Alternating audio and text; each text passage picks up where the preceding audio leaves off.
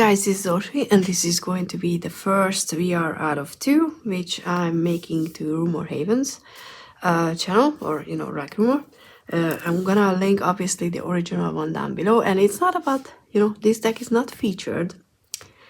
I just wanted to show because I love it, and I love that it's here. But I'm not being mean, I'm not gonna show anything.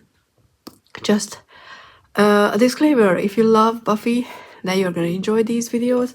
If you don't love Buffy, you're probably, you don't watch it, you don't need to watch these because you have no idea what I'm talking about. Obviously, I'm gonna be spoilering or spoilerish throughout these videos because we need to talk about everybody and the whole series. And I just finished rewatching Buffy recently. I still have one season left from Angel, but I limited myself to the state of Buffy, because we could do a separate one for Angel. That's completely fine as well. I might do, because why not?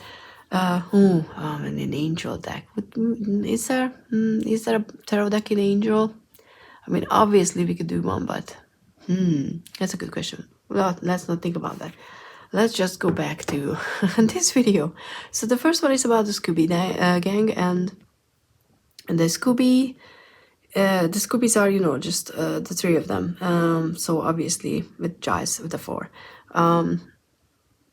It's an expanded version, so there are other people, and I added Riley as well to the mix because I felt like Riley should be there as well. I mean, he was not as significant, but he was still significant in a way. So Riley is gonna be featured as well. But apart from that, I went with the original order and the original idea of, adding characters. So obviously, first one is Giles.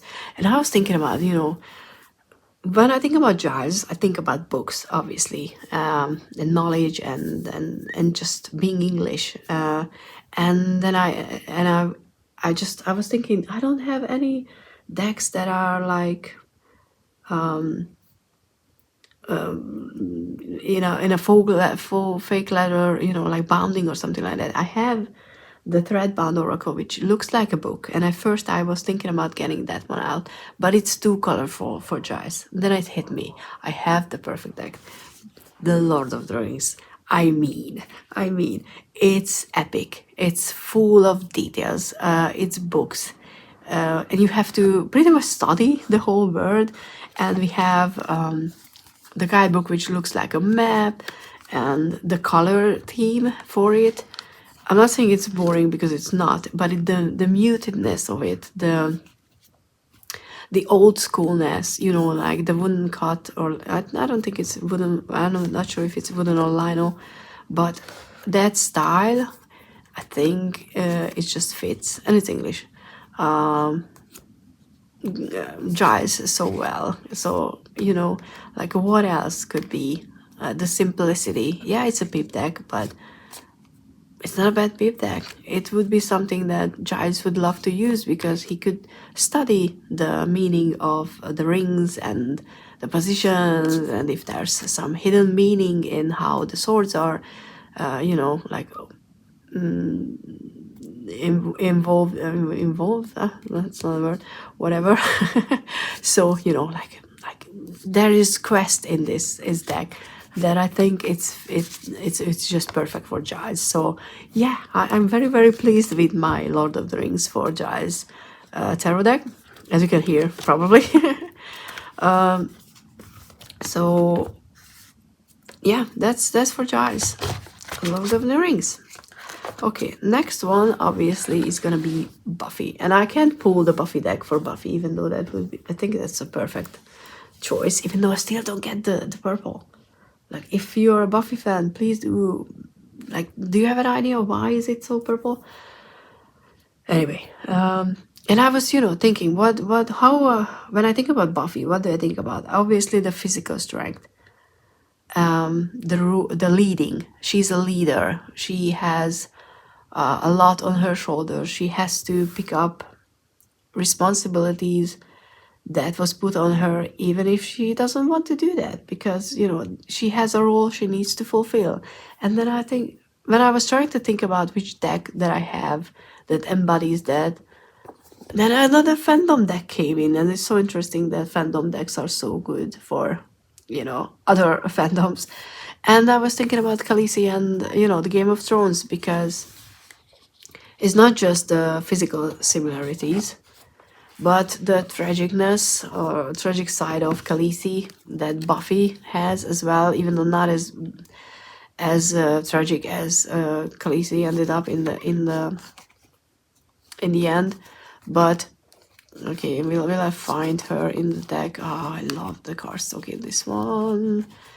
But she had to become a leader. She had to shoulder responsibilities and make decisions that wasn't popular, because, at least at the beginning, because that was for the good of the people. And she's a warrior. She's absolutely beautiful, but she's much stronger than she was given credit for at the beginning of the story. And I think it's very much true. I mean, it's just true for Buffy as well. So I think that this deck is perfect for Buffy, because of the strength, both the physical and the mental and emotional that it represents, plus the constant of war that this deck has. Buffy's life have as well. The conflict, the war, the enemies that are keep coming back and are coming up and trying to just kill her. So the Game of Thrones for Buffy, I think it's good. Next one is Xander, and Xander, obviously, I was thinking, like, which deck do I have that is goofy but has heart? It's not extra special in a way that it's not a supernatural deck, because Xander is as human as one can be. And then I realized that the Mystical Medleys is exactly that. It's goofy, but it has a heart. It's a very everyday life. It's good for everyday life readings. I used this in the Johnny Depp Amber Heard trial, those trial readings that I did, and it just works so well for everyday situation for people, because I was reading for the legal team, not for Amber or Johnny. And it's serious, but it's still goofy, and it just has a heart. And I think that this deck has a heart as well, in a very human kind of way. So I think the Mystical Medleys is perfection for Xander. For me, it's Xander in the deck. Because if you want, you can crack a joke, but when it's needed, it's gonna deliver a message the way you need to hear it. So yeah, I think I'm very, very pleased with this selection as well. Oh, there's always a card. Oh, we don't even do tower. when it comes about Xander, the tower card is not even playing around. And I appreciate the uniqueness of the box, but I could live without it, honestly. It always takes forever to take it out to. I always feel like I'm loading a bullet into something, so I don't like that association. But that for Xander. Now there's Willow. Willow is also complicated. Willow I used to like Willow a lot more. Now that I rewatched it as an adult, I'm questioning a lot more about her decisions. But yeah, and I'm so mad. Not mad, disappointed that Willow wasn't bisexual in the end. She was gay, because bisexuals don't exist. You cannot go from loving a man to loving a woman. You have to choose sides and whatever. I know it's old, and these days it would have been different, but I take it personally when there's no option for being bisexual, because how and why and whatever. So that's just one thing that irks me. It's just like, and I understand why, but let's not talk about that. But I was thinking about what I think about Willow, and Willow is raw power. She has potential, she has raw power, and she does a lot of bad things as well. It's not just like, oh, I'm gonna be a witch and I'm gonna be like magical and awesome. She messes up a lot and in big times and big ways. But that's not what I think about when I think about Willow. I think about the raw power that she represents in the show. And nothing else comes to mind to represent that unique and raw energy than the wild unknown. Especially with the name, it's the unknown, it's wild, and she doesn't know her power.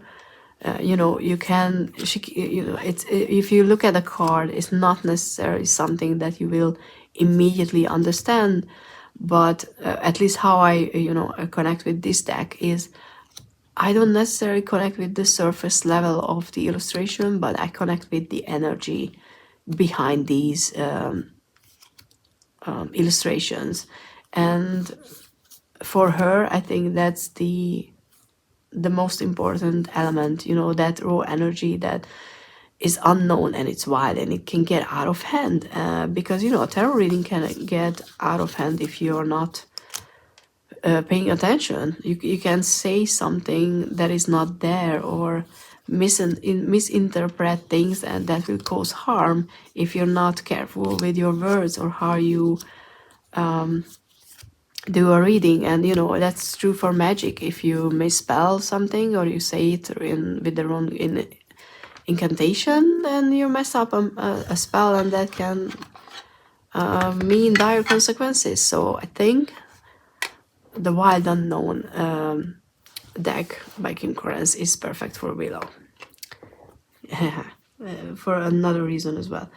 Then there's Cordelia, because you can't leave Cordelia out. And it's very hard with, it was difficult with Cordelia because I didn't consider the way she was in Angel, because, that was completely different, and then she would be just awesome. So what I would, but she also had some character development, obviously, in Buffy as well, but not as big as in Angel.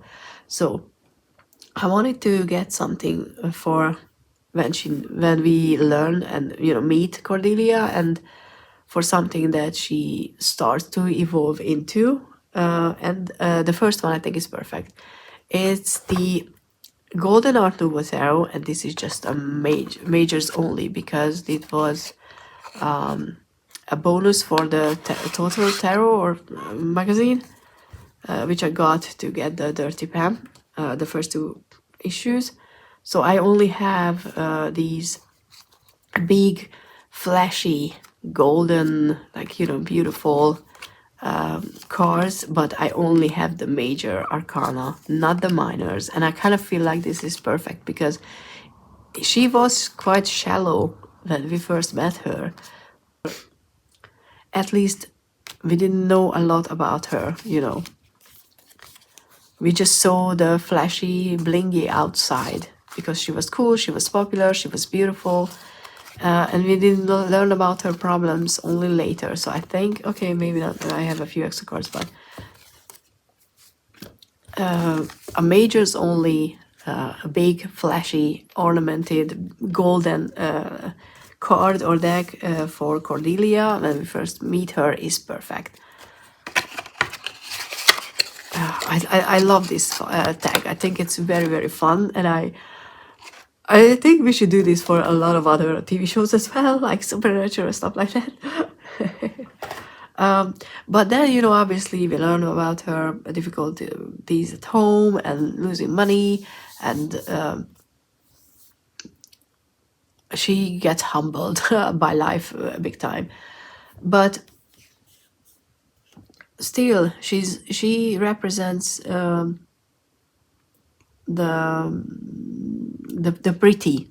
pretty girl in the show, because obviously everybody is beautiful because we're talking about a TV show, but she was the representative of the high school, or after in college, the popular, the pretty, or at least she tried to be one. And something that has more under the surface that you would think at first.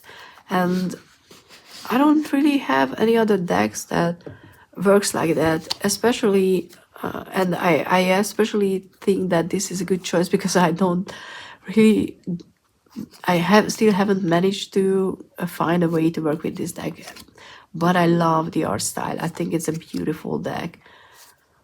It's just, I still haven't found a way to really work with it.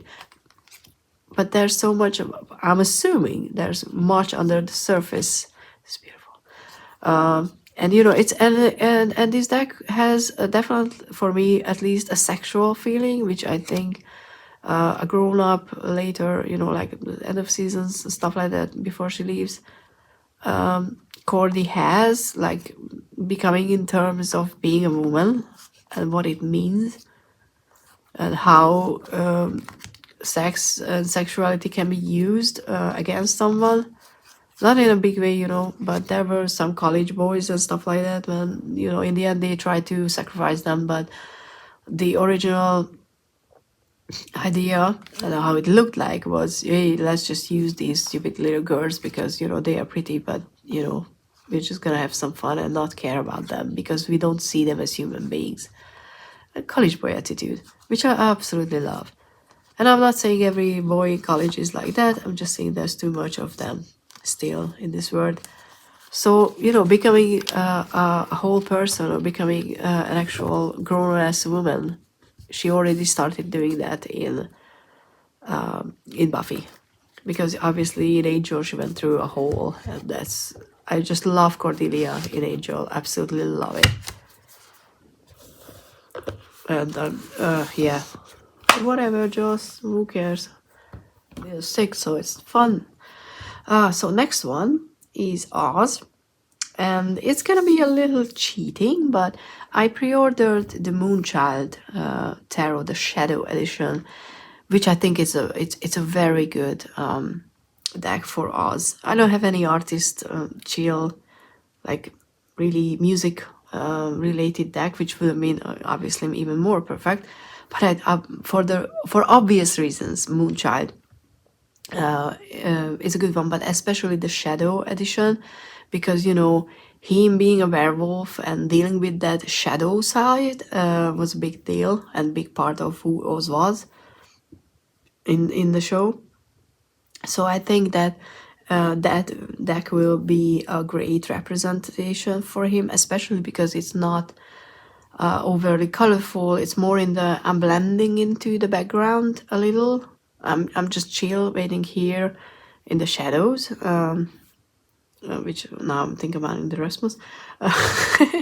And I don't need to just, be in the center in front of everybody. That deck makes me feel like it's gonna be like that. But it's in pre-order status, but I already pre-ordered, so I kind of feel like I can use this deck because it just has to happen at some point, then it's gonna be here. But I still wanted to, show you guys something, so I went with something else, the Queen of the Moon Oracle, for all the moon references, because moon and Oz and werewolves, why not? What am I doing? Yeah, okay. And the masculine, but that's not necessarily what card I was thinking about when picking this one. But there's one, yeah, this one is the hot moon with extremes, and how when the wolf takes over, the human disappears, and there's a switch, and it's it's also the way how passionate he becomes with that I forgot her name, the other wolf girl who appears. But there's just so many elements of how the moon plays a part in his life, that it is, like the pleasure, and like there's a hunter moon, and like taking action, you need to find the balance with your human and the moon side, or finding the path when he leaves to figure out how to be safe to be around, except for Willow, for obvious reasons. I think this deck still matches the energy of how I, perceive Oz. Especially because even though this is a colorful deck, it's still not in your face. At least not as much as some other decks that I have. So that was Oz. Then, okay, I need to see my paper. Then comes Terra. Oh, who I love. And when I think about Terra, I always think about, which is not fair, but this is how we saw her in relation to Willow. Terra on her own wasn't a lot, even though when they were on break, kind of, we get to see her, and that was, I think, lovely because we could see her potential, we could see her inner strength. And it's funny how things change, because when I was watching Buffy back then, originally, I was like, oh, Angel, and then, oh, Spike. I was all about the oh, bad boys and big loves and whatever. I want something like that feeling. But now as a grown-up, I'm like, I would love to find someone who loves me the way Tara loved Willow, because she was gentle, she was accepting, supportive, and just, I don't know, she is gentleness. And in the original video that Rumor made, she picked the gentle tarot for tarot, and I think that's just brilliant. But I don't have that. But then I do have the animal spirit pocket, oracle, and I'm very pleased with myself because Willow, Tara, they go they go hand in hand. They are a perfect pair. Perfect maybe not, but they are a match to each other, and these two decks obviously are a match to each other.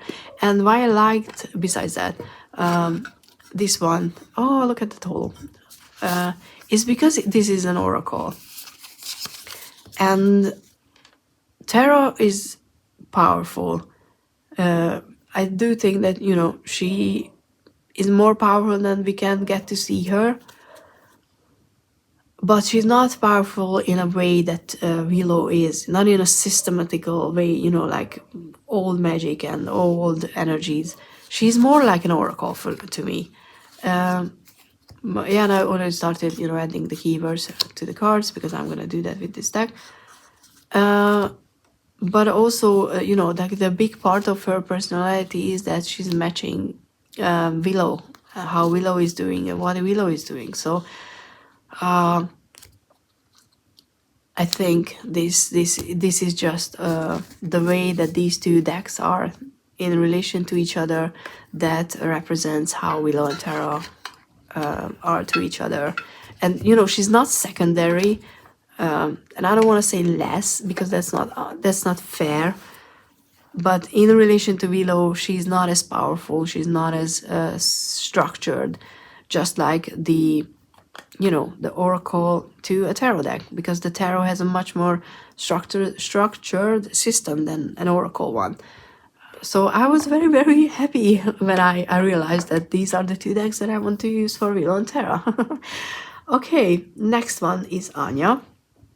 And I don't have a deck with bunnies, but that would be mean anyway. And I was thinking about, at first I wanted something else, but then I realized that was just perfect for down, so that was not a deck.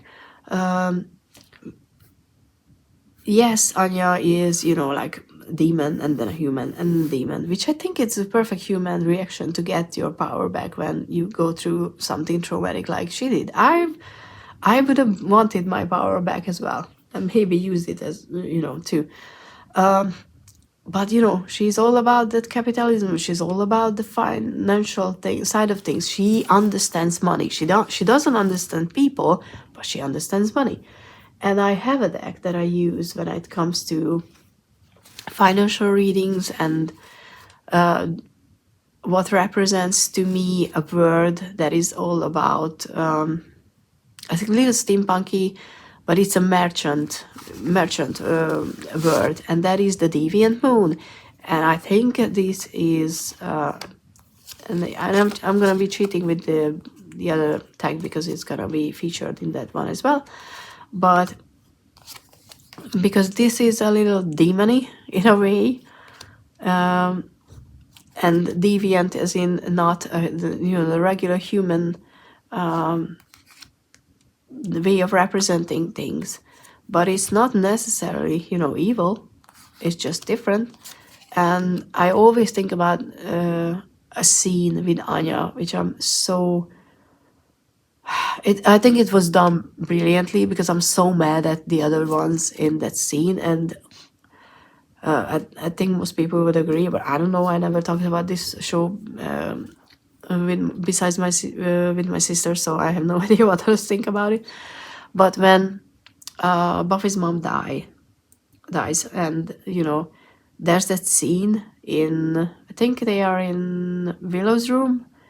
Like Xander and Anya is coming to pick up Willow and Tara for the funeral. I think they're going to the funeral or just picking up clothes for her or something like that. I think it's before the funeral. And everybody is in unison about how they are feeling this grief or how they're handling their grief, except Anya. Tara is very, she's the supportive one. She's supporting Willow in a way that I think Xander would want or expect Anya to do the same, not factoring in the fact that she's not a human being. She doesn't understand things. And, she, at the beginning of the scene, she keeps asking the wrong questions. Are we going to see the body? Like, how things are going to be? Like, what is she supposed to be doing? And stuff like that. And Xander is getting a little annoyed with her and, just getting snappy and like, la, la, la, la, not realizing. And I'm so glad that they actually opened up that, unfold that scene, because she got to say what she was feeling, even though I don't think they reacted as well as they should have. They didn't show as much empathy towards her as she should have deserved it. But at the same time, they were grieving. So it was a very human scene in a way. Because she starts crying and she says that she doesn't understand why is she not there anymore, and what is she supposed to feel, and what are these feelings mean, and what is it expected of her to do, and all these things that we actually go through when we first experience a loved one dying. You don't understand what does it all mean and how you're supposed to react, especially if it happens when you're young. So I think that was a beautiful scene to show that Anya wasn't just a money-hungry ex-demon, because she wasn't. She was much more. And I'm kind of, looking at this show as a grown-up, they were not good with Xander, because Xander was dismissing her a lot more than I originally realized. And, Anya's friend, I forgot her name, oh my... the other vengeance demon, she said it, that that he was dismissing of her or something like that. There's a scene when they are talking about it, and that was so true. So their relationship wasn't as good as I remembered, which was interesting. But yeah, I think the Deviant Moon, oh look at that, lovers, is great for Anya. And honestly, Anya is one of my absolute favorites now. When I rewatched it, I have a lot more appreciation for her and understanding, and I just agree with her a lot more than I did when I was a teenager. Who knew? Okay, so that was Anya, and the next one is Dawn, and that was an easy one, to be honest, because Dawn is young. And I like them, because apparently a lot of people didn't know. Like I said, I have no idea what people think about this show. And to be honest, I'm not necessarily want to know, because I don't want to.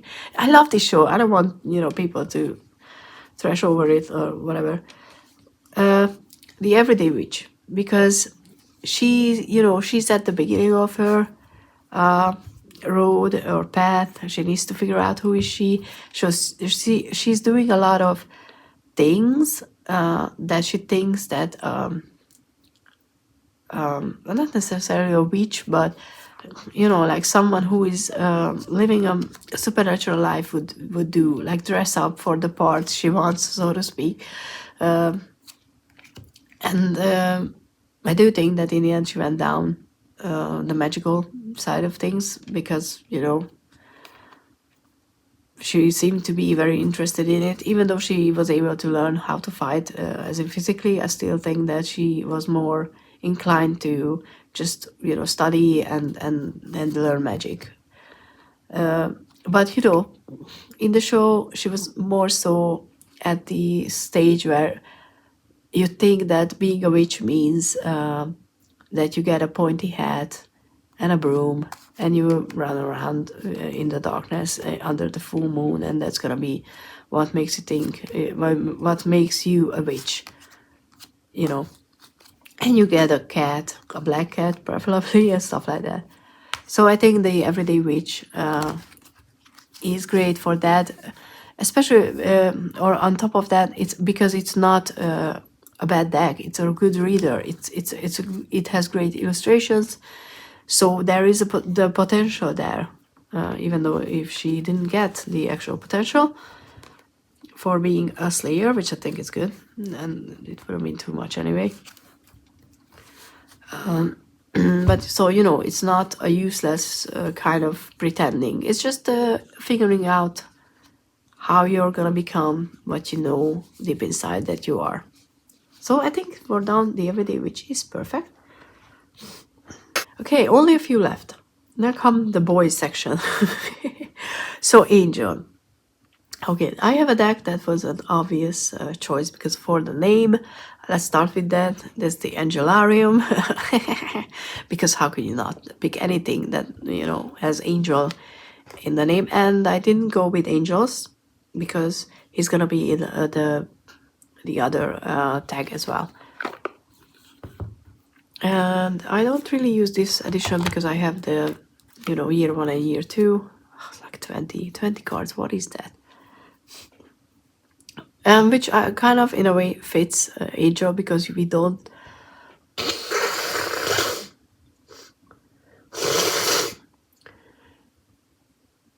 really get to know him in Buffy. You know, he's not as represented as deeply, obviously, in or maybe not obviously, but compared to Angel, where he's the main guy.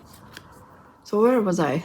I think I was talking about how the 20 cards is good because it's representing that we don't get to see Angel as deeply as we do get to see him in obviously in his own show.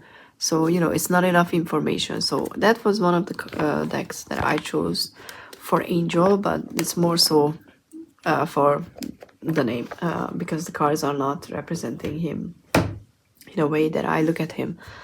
For that, I have the Steampunk Tarot, because being, you know, like 100+ year old vampire, it kind of makes you frozen in time a little. And I know that steampunk is not from our actual timeline, you know, it's a different timeline, but it kind of feels like, you know, like he looked a bit like this when we got to know him, when he was still alive.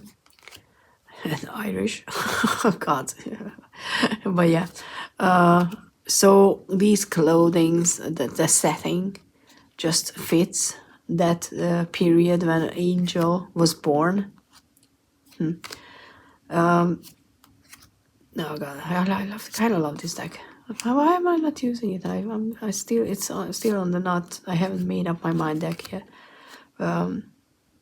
Position. I don't know why. I just needs to start using it. So whatever, you know, inside rant over. He even though he went and followed the times and the changes, part of him is always going to be who he was as a human. The times he was, you know, living back then were always going to have that impression on his choices, the way he leads his life, I think.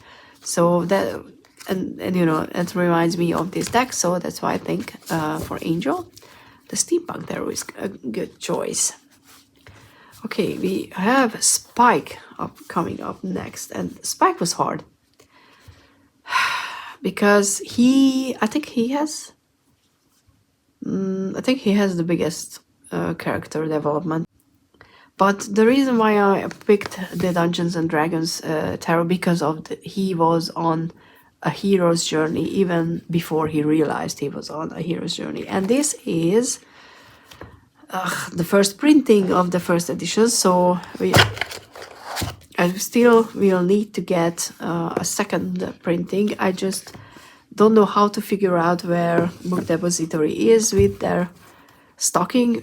Maybe I should just send them an email, ask if they know, because I contacted the publishers and publisher and asked how could we know if there's a title for the minors on the card, because that's the second printing, and how it's still the first one without the titles for the minors, which so I really want, and I really want to order a second copy, but I'm worried that I would just buy the same printing, and I don't have that much money to just buy a deck every few months and hope it's gonna be the one that I want.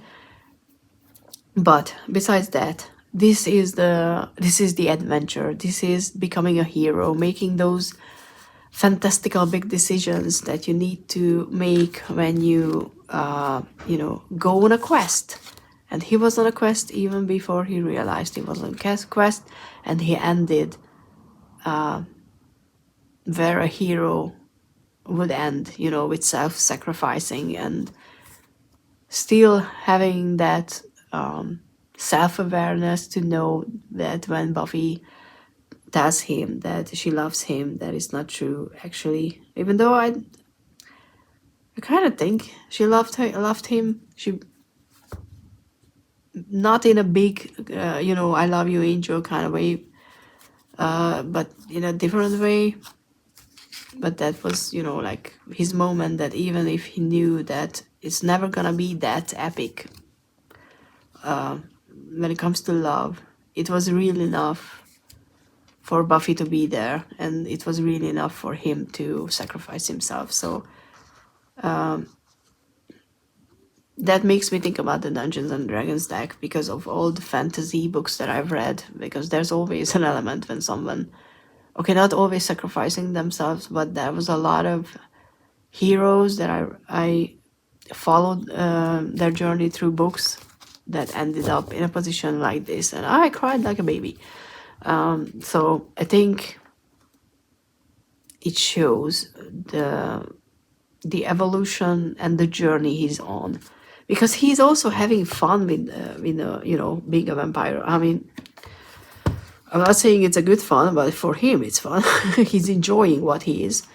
Yeah, so he's on adventures as well. And this box is still annoying. I hope that with the second printing the box was fixed as well. But yeah, I definitely need a second copy, and then I can just give this one away because I really want to use this deck. That's I know. And now we arrived to Riley, who's a late addition and my own addition to the mixture, because I think Riley deserves to be mentioned. If Oz is here, then I think Riley is here as well. And Riley, it was kind of an obvious choice. I don't have an original RWS, so I picked mine because I have this one. I should have the Tarot Vintage, but I don't know where it is currently. Plus, the stars representing hope and the galaxy. Oh, look at that, Knight of Wands. He's a Knight of Pentacles, in my opinion. But why I picked the RWS is because he's in the background, he's reliable. He might not be, very flashy. He's not someone, even though he's handsome, so let's not, kid about that. But because of his personality, he's not someone who would necessarily stood out in a crowd if you look out, like who's the hottest guy around here, because he doesn't act like a hot guy. He doesn't. I don't think he ever realized how handsome he actually was, the character. So it kind of makes me think about how you can get lost in the stars, and like one star can get lost in a galaxy because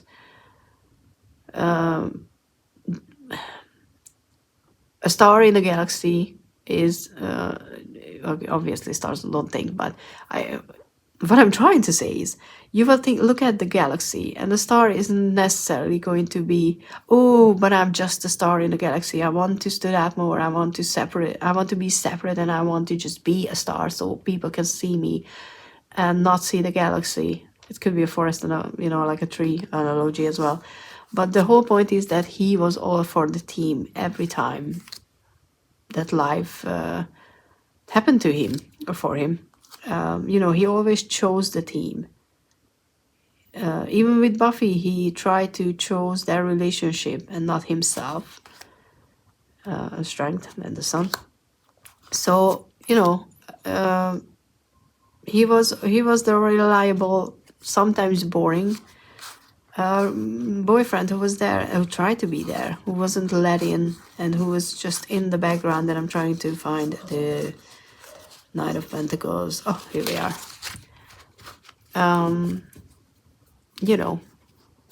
To bring you everything, but he was kind of slow with bringing it. He couldn't just change as quickly or as much as he perceived Buffy wanted him to change, because he was trying to change into something he wasn't supposed to be, and stuff like that.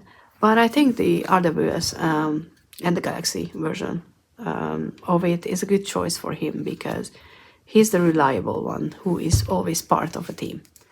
So that was my VR. I think it's long. I bet it's long, but you know me, I like to talk.